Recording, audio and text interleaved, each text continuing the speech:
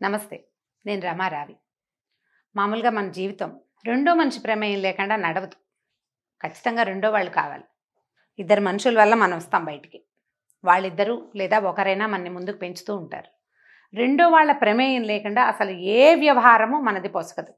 అప్పుడప్పుడు మూడో వాళ్ళు వస్తుంటారు మధ్యలోకి. 2 కాకుండా 3. ఈ మూడో వాళ్ళతోటి చాలా తిప్పలొస్తాయండి. మన వాళ్ళు చూడండి, మూడో కంటి వాడికి తెలియకుండా చేయాలంటారు. మూడో చెవిలో పడకూడదు. మూడో కంటివాడు అనగానే ఇద్దరు మాట్లాడుకునే విషయాన్ని మూడో వాడు విన్నాడా బయటికి వెళ్ళిపోతుంది మ్యాటర్. మూడో మనుషులు మధ్యలోకి వచ్చిన దగ్గర నుంచి తిప్పలేనండి.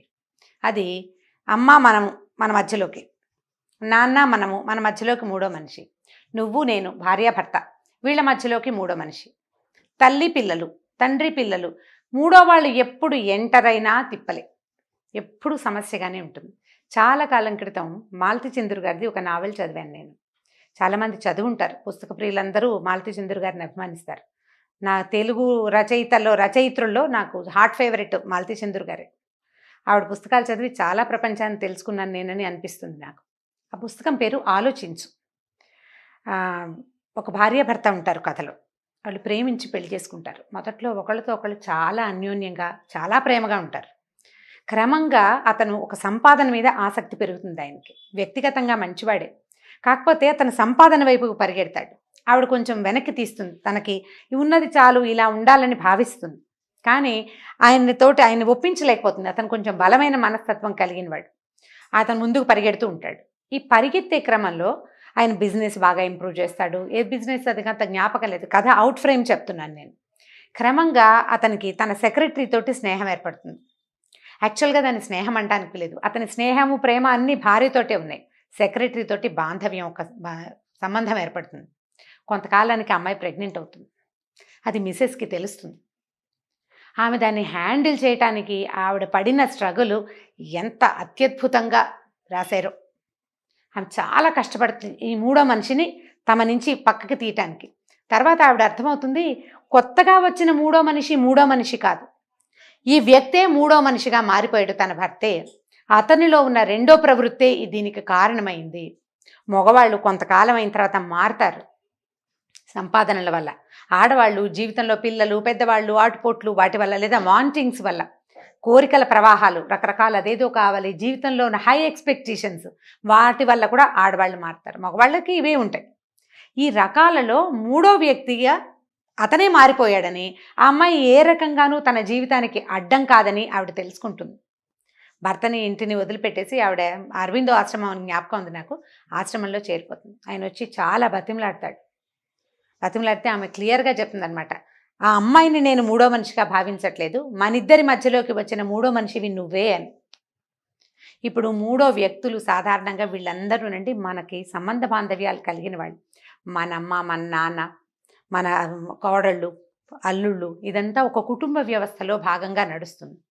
అదే ఇప్పుడు భార్యాభర్తల మధ్యలో మూడో వ్యక్తి అనగానే పిల్లలు, అమ్మా నాన్నలు కాదు. అత్తగారుల వల్ల కొట్టుకుంటారనుకోండి, అయినా కూడా దానివల్ల పెద్ద సమస్య ఉండదు.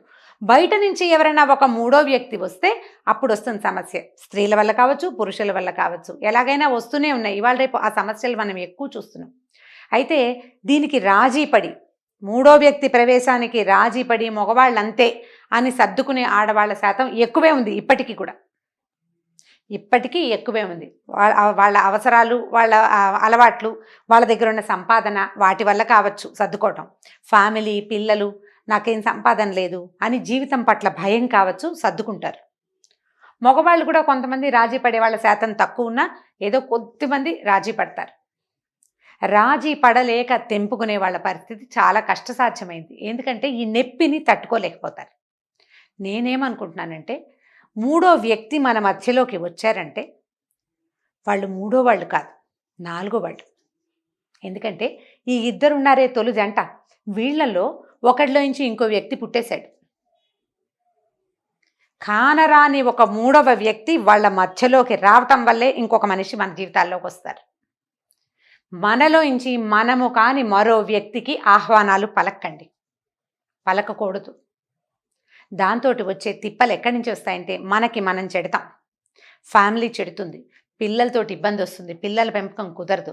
బయట నుంచి వచ్చిన వ్యక్తిని కూడా మీరు ఏ రకంగానూ సాటిస్ఫై చేయలేకపోతారు. జీవితం అల్లకల్లోలమైపోతుంది. ఈ చెలరేగే విపరీత భావాలని ఆల్రెడీ ఉన్న భాగస్వామితోటి పంచుకోవటానికి ట్రై చేయండి. దానివల్ల ఇండియా విడాకుల ఇండియా కాకుండా ఉంటుంది. దీన్ని సర్దుకునే వాళ్ళు లేరా? ఉన్నారు బోళ్ళంతమంది.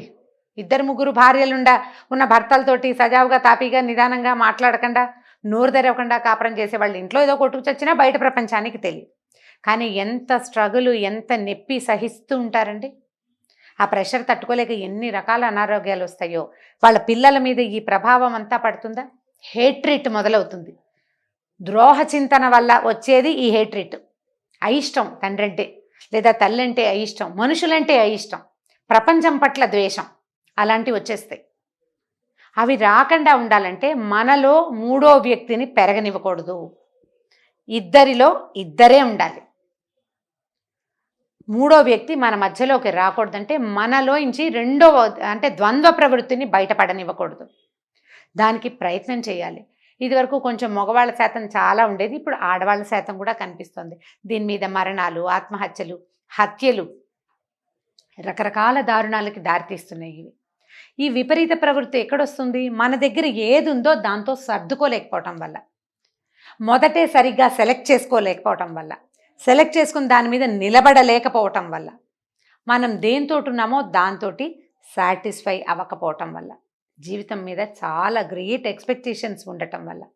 ఇప్పుడు నీకు గ్రేట్ ఎక్స్పెక్టేషన్స్ ఉన్నాయి, ఎందుకు సజావుగా మనం సెపరేట్ అయ్యి మన దారిని మనం ఇంకో కొత్త అడుగు వేయడానికి అవకాశాలు ఉన్నాయి కదా. తప్పటడుగులు ఎందుకు వేయాలి? మనం ప్లెయిన్గా వేయి. నువ్వు ఇది చేయదలుచుకుంటే సాదాగా అడుగులు వేయటానికి ట్రై చేయండి. మీరు వేసిన తప్పటడుగులు, పెద్దవాళ్ళు వేసిన తప్పటడుగులు తర్వాత తరాలకి గోతులైపోతాయి, అడుగులుగా ఉండవు. మీరు ఒకటి వేస్తే అధపాతాళానికి వెళ్ళిపోవటమే. వాళ్ళకి ప్రపంచం పట్లే అయిష్టం ఏర్పడుతుంది. ఎవరితోటి వాళ్ళు సజావుగా ఉండలేకపోతారు. తల్లిదండ్రుల ఎక్స్ట్రా మ్యారిటల్ అఫైర్స్ కానీ, ఇంట్లో అలాంటివి ఏమైనా జరిగితే, లేదా వేరే వేరే పెళ్ళిళ్ళు కానీ సమాజం పట్ల అభద్రతాభావాన్ని కలిగిస్తాయి. ఇది ఇప్పుడు పై లెవెల్ వాళ్ళకి మనం చెప్పలేమండి. మామూలు సాధారణ మధ్యతరగతి జీవులకి, కొంచెం పైన కింద ఉండే జీవులకే ఈ సమాచారం. ఎంత అభద్రతాభావం అంటే బతుకు పట్ల భయాన్ని కలిగిస్తాం మనం. మనకేం హక్కు ఉంది? మనకు హక్కులున్నాయా? మన పిల్లల్ని తాలూకు భయాలకి కారణం అయ్యే హక్కు ఉందా మనకి? మనం ఏం చేయగలం? మన నుంచి ఒక జీవి ప్రపంచానికి పరిచయం అయితే వాడికి మంచి బంగారు భవిష్యత్తునివ్వాలి, చక్కగా హాయిగా స్థిమితంగా ఉండే అవకాశాన్ని ఇవ్వాలి. వాళ్ళ జీవితాలని కాలరాసే హక్కు ఇవ్వలేదు భగవంతుడు మనకి. వాడిని బాగా చేయాలి మనం. బాగా చేయాలంటే నువ్వు లక్షల కోట్లు ఇవ్వకపోతే పీడాపోయేరే. ఈ జీవితం పట్ల భయం కలిగిస్తే ఎట్లా కుదురుతుంది? భయాలు కలిగించకూడదు. కాబట్టి మనలోంచి ఉద్భవించే కొత్త మనుషుల్ని సర్ప్రైజ్ చేయండి. మీకు అలాంటి భావజాలం కలిగితే ఫ్రెండ్స్ తోటి మాట్లాడుకోండి, కజిన్స్ తోటి మాట్లాడండి, దాన్ని తగ్గించుకోండి. తప్పటడుగులు వేసి తర్వాత తరాల వాళ్ళు పూడ్చుకోలేని గోతులుగా వాటిని తయారు చేయబోకండి. ఎప్పుడూ థర్డ్ పర్సన్ని ఇద్దరి మధ్యలోకి రానివ్వద్దు. బయట నుంచి కాదు, లోపల నుంచి అంతర్ముఖమైన మనుషుల్ని రానివ్వకూడదు. నేను ఇలా ఉండలేనండి, అబ్బాయి నాకు అదేదో కావాలి అంటే బిందాస్గా ఓపెన్గా చేసేయచ్చు. రహస్యంగా చేసి అది గొడవ ఈ బట్టబయలు ఈ వాళ్ళు వీళ్ళు మాట్లాడి ఈ పని చేయకూడదు. దాని మీద సర్దుకునేందుకు మీకు అవకాశం ఉండదు. అప్పుడు ఆ పని దానికంటే ఇది బెటర్. నేను ఇది చేయమని చెప్పటం లేదండి, మీకు అర్థం చేసుకున్నారని అనుకుంటున్నాను. నేను చెయ్యకూడదు, నువ్వు చెయ్యాల్సిందే అని భావిస్తే ఓపెన్గా క్లియర్గా మాట్లాడుకుని చేయాలి, లేకపోతే చేయకూడదు. లేదా వాటిని ఆపుకోగలిగే అవకాశం ఉంటే ఎవరైనా ఒక మంచి కౌన్సిలర్ తోటి సరిగ్గా మన భావాలు చెప్పి వాళ్ళ దగ్గర నుంచి ఏదైనా సమాధానం దొరుకుతుందని భావించిన వాళ్ళతోటి డిస్కస్ చేసి ఈ భావజాలాన్ని తగ్గించుకోవాలి. పార్ట్నర్ తోటి ఏదైనా సమస్య ఉంటే మీరు ఇద్దరూ కలిసి ఒక మ్యారేజ్ కౌన్సిలర్ దగ్గరకో ఎవరి దగ్గరకో వెళ్ళి మాట్లాడుకోవాలి. ఇప్పుడు దీంతో ఈ సమస్య వస్తుంది. కానీ అదే అత్త కోడళ్ళ మధ్య, తల్లి కొడుకుల మధ్య కోడలు వస్తే కొత్తగా ఏముంది కొట్టుకుంటూ ఉంటారు, అంతకంటే ఏం చాలా అయిపోదండి. దానివల్ల పెద్ద ఇబ్బందులు రావు. దీంతో వస్తుంది సమస్య, దాంపత్యంలో వస్తుంది ఇబ్బంది. కాబట్టి ఇక్కడ జాగ్రత్తగా ప్లాన్ చేయండి. ఈ రకమైన సమస్యలు ఉన్న వాళ్ళు భార్యాభర్త చక్కగా కూర్చొని సజావుగా మాట్లాడుకోవాలి. మాటలే దీనికి ఈజీ మెథడ్ అండి, ఇంకా వేరే ఏమీ లేదు. మీరు నేను మాట్లాడుకోవటమే, కూర్చొని ఎదురు బదురు మాట్లాడుకుంటే అప్పుడు మనం ఏం చేయొచ్చు ఏం చేయకూడదు అనేది డిసైడ్ అవుతుంది. ప్లాన్డ్గా చేయండి. మూడో మనుషులకి అవకాశం ఇవ్వద్దు మన జీవితాల్లో. ఈ వీడియో కనుక మీకు నచ్చినట్లయితే లైక్ చేయండి, షేర్ చేయండి. మరిన్ని వీడియోస్ కోసం మా ఛానల్ని సబ్స్క్రైబ్ చేసుకోండి.